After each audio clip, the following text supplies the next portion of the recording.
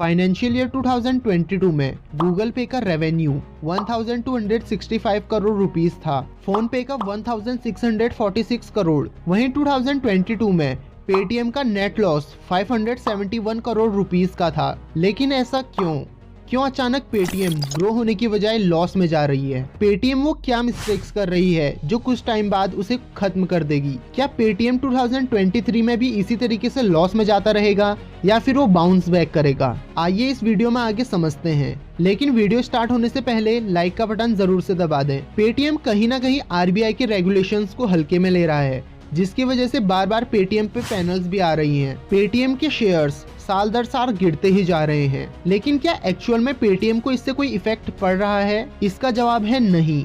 लेकिन पेटीएम इतना लॉस क्यों झेल रही है? इसकी वजह पेटीएम की वैल्यूएशन है। तो चलिए एक बार हम पेटीएम की वैल्यूएशन को समझ लेते हैं। जब पेटीएम ने अपना आईपीओ जारी किया था तो कंपनी की वैल्यूएशन 1.39 लाख करोड़ रुपीस की थी और उस टाइम पे कंपनी का प्रॉफिट 0.00 रुपीस था, क्योंकि उस टाइम पेटीएम लॉस में थी और पेटीएम का रेवेन्यू 33,100 करोड़ रुपीस का था। चलो अब हम समझते हैं कि आखिर ये फिनटेक कंपनीज कैसे अर्निंग्स करती हैं। बेसिकली ये फिनटेक कंपनीज 3 तरीकों से पैसा कमाती है। Number 1, fees of transaction. मान लीजिए आप अपने दोस्त को 500 रुपए पेटीएम करते हो, तो यहाँ पे पेटीएम आपसे इस 500 के ट्रांजैक्शन से आपसे 0.2% का चार्ज कर लेगी, जो कि इस ट्रांजैक्शन का बनता है 1 रुपए। तो इसी तरीके से ये पेमेंट कंपनीज हम सभी यूजर से हर ट्रांजैक्शन पर थोड़ा बहुत चार्ज करते रहती हैं। ये तो बस एक एग्जांपल था, हर कंपनीज के अपने अलग अलग रूल्स एंड रेगुलेशंस होती हैं। Number 2, loan interest. ये पेमेंट कंपनीज आप और हम जैसे यूजर्स को लोन देती है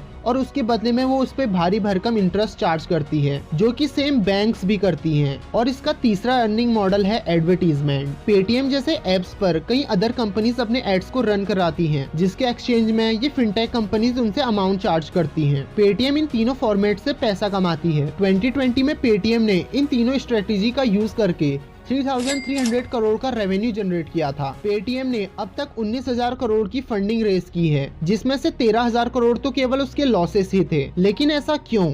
ऐसा इसलिए क्योंकि ये पेमेंट कंपनीज अपना सबसे ज्यादा खर्च टेक इंफ्रास्ट्रक्चर क्रिएट करने में लगा देती हैं। टेक इंफ्रास्ट्रक्चर का मतलब है tech and data storage cost, जो कि काफी ज्यादा हाई होती है। लेकिन इतना सब कुछ होने के बाद भी पेटीएम लॉस क्यों झेल रही है? इसके पीछे का कारण कुछ हद तक आरबीआई भी है। मार्च 2022 में आरबीआई ने पेटीएम पेमेंट्स बैंक पर कुछ रेस्ट्रिक्शंस और बैन्स भी लगा दी थी, क्योंकि आरबीआई को पेटीएम में कुछ घोटाले नजर आए थे।